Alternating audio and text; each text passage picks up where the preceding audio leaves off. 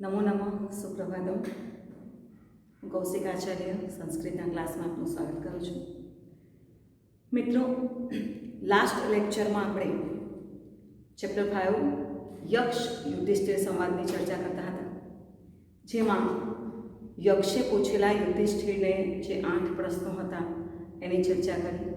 બીજા 8 પ્રશ્નો બાકી છે, તો એની પૂર્વ ભૂમિકા થોડી જોઈ લઈએ, રિવિઝન આપણે કરી લઈએ કે મહાભારતના વન પર્વમાંથી 312, 313 અને 314ના અધ્યાયમાં યક્ષ યુધિષ્ઠિર જે સંવાદ આવે છે એની અહીં ચર્ચા કરેલી છે. આપણે જોઈએ કે જ્યારે પાંડવો વનવાસ દરમિયાન જંગલમાં ફરતા હોય છે ત્યારે તરસ લાગે છે. તરસથી આતુર થયેલા બધા એક ઝાડ નીચે બેસે છે અને યુધિષ્ઠિર સહદેવને સૌપ્રથમ પાણીની શોધ માટે મોકલે છે. એ પાછો ના આવતા ક્રમશઃ નકુલ, અર્જુન અને ભીમને મોકલે છે. તેઓ પણ પાછા નથી આવતા ત્યારે યુધિષ્ઠિર જાતે જાય છે અને જળાશય પાસે પોતાના ચારેય ભાઈઓને અર્ધ બેભાન અવસ્થામાં જુએ છે અને આ પાણીમાં જ કંઈક છે એવું સમજી જ્યારે પાણી પીવા તત્પર બને છે ત્યારે અદૃશ્ય એવા યક્ષનો અવાજ સંભળાય છે અને એને કહે છે કે તારા ભાઈઓની આ હાલત મારે કારણે જ થઈ છે. એમણે મેં પ્રશ્નો પૂછ્યા, એના જવાબ આપવાની ના કહી એટલે આ હાલત થઈ છે. તારે પણ જો પાણી પીવું હોય ને લઈ જવું હોય તો પહેલાં મારા પ્રશ્નોના જવાબ આપ. તો એ પ્રશ્નોત્તરી જે થાય છે એ યક્ષ યુધિષ્ઠિર સંવાદ રૂપે જાણીતી છે, વન પર્વમાં આવેલું છે. અહીં આપણે આગળના જે શ્લોકો છે એનો અભ્યાસ કરીએ. 8 પ્રશ્નો જે પૂછ્યા હતા એમાં ભૂમિથી ભારે શું છે, આકાશથી ઊંચું શું છે, પવનથી વધારે ગતિ કરનારું શું છે અને વધારે ઝડપથી ઉગનારું, ઘાસ કરતાં પણ વધુ ઝડપથી ઉગનારું શું છે. મિત્રની વાત કરી હતી કે પ્રવાસમાં મિત્ર કોણ, ઘરમાં મિત્ર કોણ, ઔષધાલયમાં મિત્ર કોણ છે અને મૃત્યુ પામતી વખતે મિત્ર કોણ છે. એવા 8 પ્રશ્નો હતા જેના ક્રમશઃ આપણે જવાબ મેળવ્યા. હવે આગળના પ્રશ્નોની વાત કરીએ કે જે માણસના જીવનમાં ખૂબ ઉપયોગી છે. તો સૌપ્રથમ આપણે જોઈએ યક્ષ ઉવાચ ધન્યના ઉત્તમમ કિમ સ્વેત ધનાનામ સ્યાત કિમ ઉત્તમમ. અહીં ખાસ મિત્રો ધ્યાન રાખજો, ધન્ય અને ધન આ બે શબ્દમાં ફેર ન થાય. ધન્ય અને ધન. ધન્ય એટલે સદભાગી, નસીબદાર, સદભાગી અને ધન એટલે સંપત્તિ. લાભાના ઉત્તમમ કિમ સ્યાત, કયો લાભ શ્રેષ્ઠ છે, ઉત્તમ લાભોમાં ઉત્તમ શું છે. અને સુખાનામ સ્યાત કિમ ઉત્તમમ, બધા સુખોમાં કયો સુખ ઉત્તમ છે. 4 પ્રશ્નો થયા. સૌપ્રથમ ધન્યાનામ ઉત્તમમ, કયું ઉત્તમ, ધન્ય સદભાગીમાં ઉત્તમ શું છે, કોને આપણે સદભાગી ગણી શકીએ. બીજું છે સાચું ધન કયું, શ્રેષ્ઠ ધન કયું, ધનોમાં ઉત્તમ શું છે. લાભાનામ ઉત્તમમ કિમ સ્યાત, લાભ કયો ઉત્તમ કહેવાય અને સાચું સુખ, સુખમાં કયું સુખ ઉત્તમ છે. તો એના જવાબ યુધિષ્ઠિર આપે છે ધન્યાનામ ઉત્તમમ દાક્ષ્યમ. દાક્ષ્યમ એટલે નિપુણતા.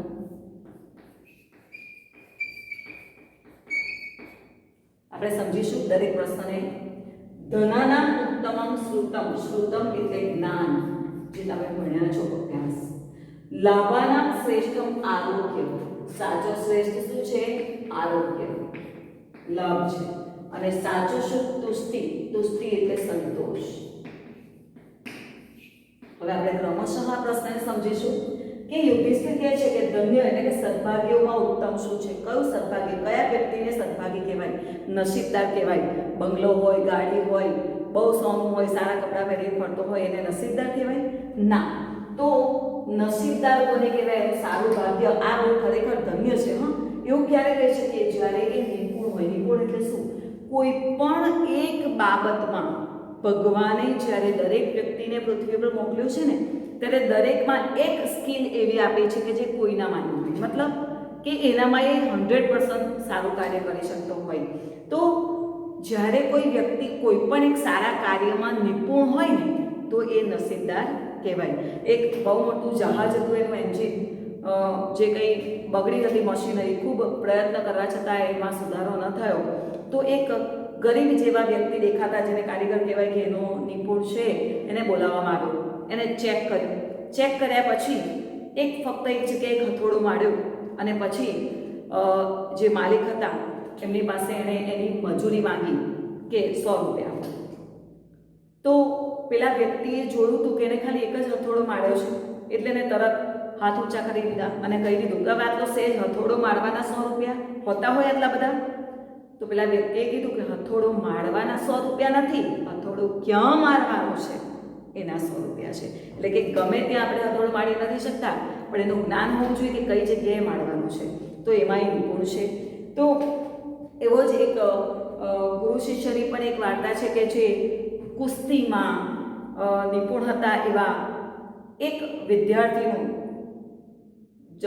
ડાબો હાથ હતો, ડાબો હાથ અડધેથી કપાયેલો હતો, અને એવા ગુરુ એ વિદ્યાર્થીને પોતાના એ કુસ્તીના નિયમોમાં ફક્ત એક જ દાવ માટે પ્રેક્ટિસ કરાવે છે, એને એક જ દાવ શીખવાડે છે. શિષ્ય કંટાળી જાય છે કે મને આ બધા વિદ્યાર્થીઓને જુદા જુદા દાવ શીખવાડે છે અને મને બીજું કશું નવું શીખવાડતા નથી, આ એક જ દાવ રોજ કરાવી રાખે છે.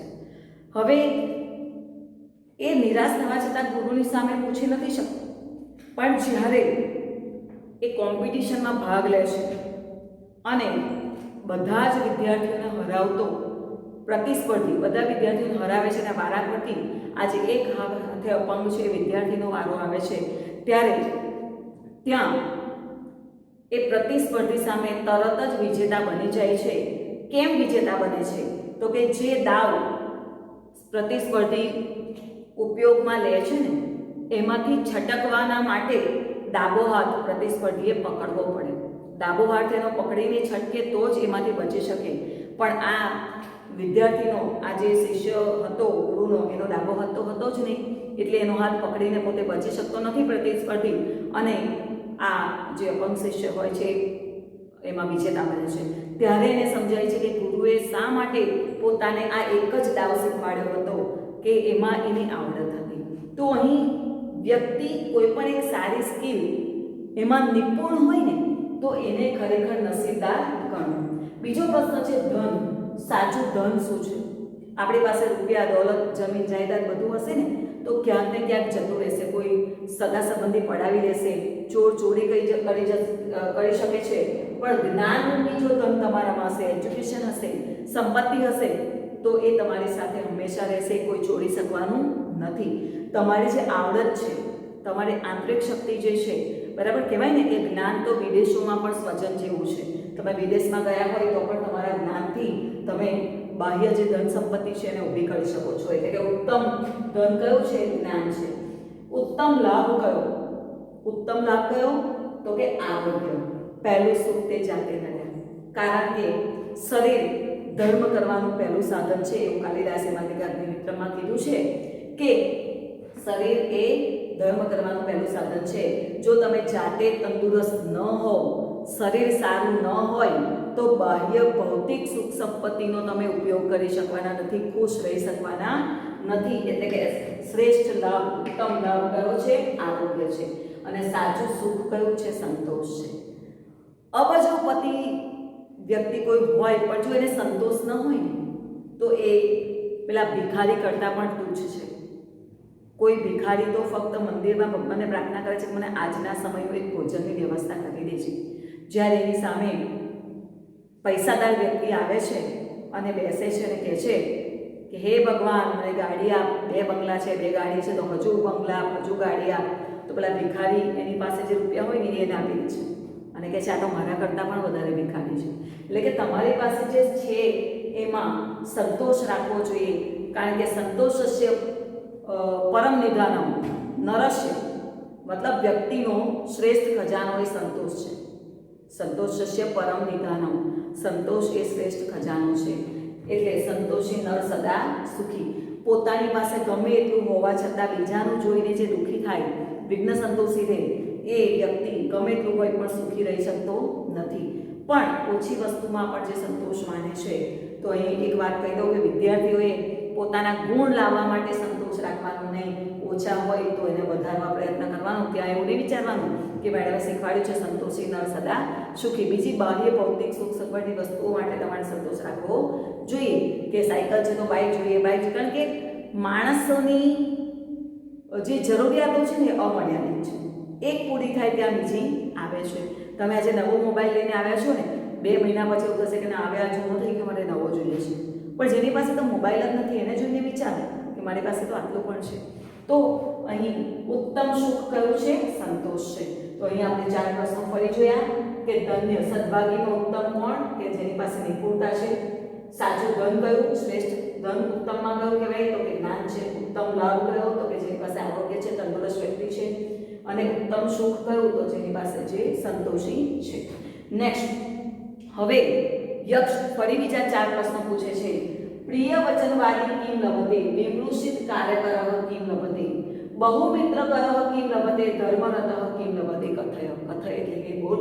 યુધિષ્ઠિર યક્ષ ઉવાચ પ્રિય વચનવાદી એટલે કે પ્રિય બોલનારો, મીઠું બોલનારો શું પ્રાપ્ત કરે છે? લભતે. મીઠું બોલનારો શું પ્રાપ્ત કરે છે? વિમૃષિત કાર્યકરઃ. વિમૃષિત એટલે સમજી વિચારીને કાર્ય કરનાર શું પ્રાપ્ત કરે છે? બહુમિત્ર કરઃ કિમ લભતે? ઘણા બધા મિત્રો વાળો, જેને ઘણા બધા મિત્રો છે, એ શું લાભ પ્રાપ્ત કરે છે? અને ધર્મરતઃ કિમ લભતે? કથય. ધર્મમાં મગ્ન રહેનારો ધાર્મિક વ્યક્તિ જે છે એ શું પ્રાપ્ત કરે છે તે મને તું કહે. હવે યુધિષ્ઠિરના જવાબ આપે છે. યુધિષ્ઠિર ઉવાચ પ્રિય વચનવાદી પ્રિયો ભવતિ. એટલે કે અહીં આપણે પ્રશ્ન જોઈએ કે પ્રિય બોલનારો શું પ્રાપ્ત કરે છે? તો કે બધામાં પ્રિય બને છે. બીજો પ્રશ્ન છે વિમૃષિત કાર્ય કરો એટલે સમજીને કાર્ય કરવું. સમજીને કાર્ય કરનાર. અધિકમ જયતિ એટલે વિજયી બને છે. ત્રીજો પ્રશ્ન છે બહુમિત્ર કરો એટલે વધુ મિત્રો વાળો શું પ્રાપ્ત કરે છે? તો કે સુખમ વસતે સુખપૂર્વક રહે છે. અને ધર્મરતઃ કિમ લભતે એટલે કે ધર્મમાં મગ્ન રહેનારો ગતિમ લભતે એટલે ગતિ સારી ગતિ અથવા મોક્ષને પ્રાપ્ત કરે છે. ફરી આપણે 4 પ્રશ્નોની ચર્ચા કરીએ. પ્રથમ પ્રશ્ન કીધો યક્ષે નેક્સ્ટ શ્લોકમાં કીધું પ્રિય વચનવાદી એટલે કે મધુર બોલનારો, મીઠું બોલનારો શું પ્રાપ્ત કરે? તો કે પ્રિય. 4 માણસોની વચ્ચે બધાના સ્વભાવ અલગ અલગ છે, પણ કોઈક વ્યક્તિ ગુસ્સાથી વાત કરે છે, કોઈક કટાક્ષમાં વાત કરે છે અને કોઈ એ જ વસ્તુ મધુર ભાષામાં વાત કરે છે. તો ત્રણેયની વાણીમાંથી કોને આપણને ગમશે, પ્રિય થશે? તો કે પ્રિય બોલનારો. કોઈક અંધ વ્યક્તિ આવતો હોય છે દૂરથી, એને જોઈને એક વ્યક્તિ શું કહેશે? જો પેલો આંધળો આવે છે. બીજો કહેશે જો પેલાને દેખાતું નથી, અપંગ છે. અને ત્રીજો વ્યક્તિ કહેશે જો પ્રજ્ઞાચક્ષુ આવે છે. તો આપણને 3 માંથી કોનો શબ્દ સારો લાગ્યો? કે જેને પ્રેમથી કીધું કે પ્રજ્ઞાચક્ષુ આવે છે. વસ્તુ એની એ જ છે. ત્રણેયના કહેવાનો મતલબ સરખો જ છે, પણ કહેવાનું રૂપ જુદું છે. કહેવાય ને કે વાણી અને પાણી સાચવીને વાપરવા જોઈએ, કારણ કે વાથામાંથી નીકળેલું તીર અને શબ્દો જે નીકળી ગયા છે પાછા આવતા નથી. સમાજમાં જો તમારે પ્રિય થવું હોય, સમાજમાં બધા સમુદાય વચ્ચે સારા બનીને રહેવું હોય અથવા તો માન મેળવવું હોય તો તમારે પ્રિય વચનવાદી બનવું પડે, મધુર બોલનારા બનવું પડે. કડવું હોય ને, ડૉક્ટર આપણને ઘણીવાર દવા આપે છે ને તો એ સુગર કોટેડ હોય છે, અંદરથી કડવી હોય છે, પણ બાળકોને જ્યારે દવા આપવામાં આવે ને તો ઉપરનું પડ કેવું હોય છે? ગળપણવાળું હોય છે, મીઠાશવાળું હોય છે. એટલે બાળકોને કડવી દવા પણ જો મીઠાશથી આપવામાં આવે ને તો એ ફાયદાકારક હોય છે. એટલે મધુર બોલનારો વ્યક્તિ ભલે એ સત્ય બોલતો હોય પણ જો એ પ્રેમથી બોલે ને તો એ બધા વ્યક્તિઓમાં પ્રિય થઈ પડે છે. બીજી વસ્તુ છે કે સમજીને કાર્ય કરનાર. વિમૃષિત કાર્ય કરઃ એટલે કે કોઈ પણ કાર્ય જ્યારે કરીએ છીએ અચાનક આંધળું કૂદી પડતા નથી. કોઈ વેપારીને વેપાર ચાલુ કરવો છે 12th પછી આફ્ટર 12 તમે વિચારી રાખ્યું હોય કે અમારે શું કરવું છે. જો ન વિચાર્યું હોય તો પોતાના મિત્રો જે ગતિ કરે છે, જે દિશામાં જાય છે એમાં કૂદી પડો છો. પછી તમને એ લાઈનમાં એડમિશન લઈ લો છો, પછી ખબર પડે છે કે હા આ વિષયોમાં તો મને ઇન્ટરેસ્ટ જ નથી, આવું તો મને મજા આવતી જ નથી. તો સમજી વિચારીને જ્યારે તમે કાર્ય કરો છો ત્યારે તમને ચોક્કસ એમાં સફળતા પ્રાપ્ત થાય છે, એટલે કે તમે વિજયી બનો છો. પહેલાના સમયમાં રાજા રજવાડાઓ જ્યારે એકબીજા સાથે યુદ્ધ કરતા ને તો ચોક્કસ એક યુદ્ધ નીતિ વ્યૂહરચના રાખતા હતા કે પ્રી પ્લાનિંગ હતું. દરેક કાર્યમાં જો પ્રી પ્લાનિંગ હોય તો તમે એમાં ચોક્કસ વિજયી બનો છો, આડેધડ નીકળી પડતા નથી. તો સમજી વિચારીને કાર્ય કરનાર વધારે વિજયી બને છે. બહુમિત્ર કર સુખમ વસતે. હવે વિચારો કે મેં આગળ કીધું હતું કે માતા પિતાની જેમ મિત્રોનું પણ મહત્વ છે જીવનમાં. તમે ક્લાસરૂમમાં બેઠા હોય ને કોઈ પણને મિત્ર ન બનાવો તો તમારા મનની વ્યથા, તમારા મનની મૂંઝવણ અથવા મનના કંઈક રમૂજી ટૂચકાઓ કોને કહેશો? તો જેને ઘણા બધા મિત્રો છે ને એ સુખપૂર્વક રહે છે. ગામમાં કોઈ વ્યક્તિ ખાલી ફરવા નીકળે છે ને તો 4 વ્યક્તિને કેમ છો કહીને બોલાવે છે. ભલે ઘડ મિત્રો ના હોય, તાળી મિત્રો હોય, પણ એને પણ આનંદ થાય છે કે ના 4 જણા મને બોલાવે છે. તો જે વધારે મિત્રો જેને છે એ સુખપૂર્વક રહે છે, જીવે છે. અને ધર્મરત કિમ લભતે, ધર્મમાં જે મગ્ન રહેનારો છે એ શું પ્રાપ્ત કરે છે? સારી ગતિ પ્રાપ્ત કરે છે, મોક્ષ પ્રાપ્ત કરે છે. હંમેશા ધાર્મિક જીવન જીવતો હોય વ્યક્તિ તો એ હંમેશા સારી ગતિ પ્રાપ્ત કરે છે, દુઃખી થતો નથી અને સારો મોક્ષ મળે છે. આમ કુલ 16 પ્રશ્નો આપણે જોયા.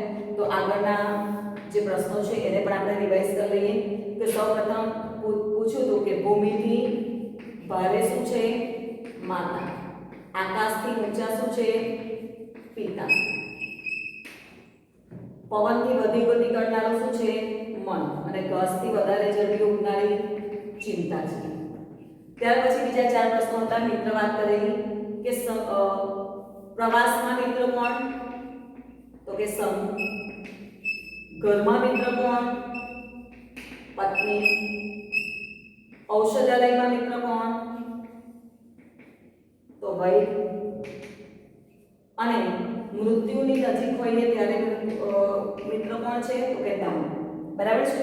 તો આપણે 4 અને આ 4 ફરીના બીજામાં આમ કરીને આપણે કુલ 16 પ્રશ્નોની ચર્ચા કરી, એના જવાબની. તો આજના લેક્ચરમાં જોઈ લઈએ સદભાગી કોણ છે? જે એક વાતમાં નિપુણ છે. સાચું ધન કયું? તો કે જ્ઞાન. સાચો લાભ કયો? તો કે આરોગ્ય. અને સાચું સુખ કયું? તો સંતોષ. પ્રિય બોલનારો શું પ્રાપ્ત કરે? તો કે બધામાં પ્રિય બને, વાલો બને છે. સમજીને કાર્ય કરનારને શું મેળવે છે? બધી જગ્યાએ વિજય પ્રાપ્ત કરે છે. જેને વધુ મિત્રો છે કેવી રીતે રહે છે? સુખપૂર્વક રહે છે. અને ધર્મમાં મગ્ન રહેનારો શું પ્રાપ્ત કરે છે? ગતિ, મોક્ષ મેળવે છે, સારી ગતિ પ્રાપ્ત કરે છે.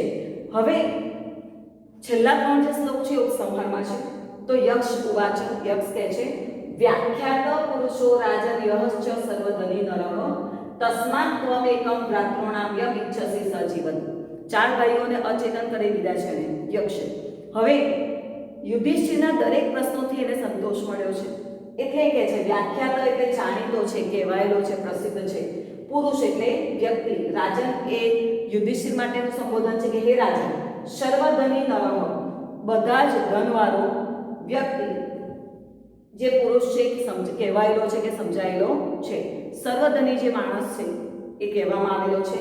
તસ્માત ત્વમેકમ, તેથી તું એકને, ભ્રાતૃણામ એટલે આ બધા ભાઈઓમાંથી તું એકને, યમ ઇચ્છસી જેની ઈચ્છા રાખે એને હું જીવિત કરું.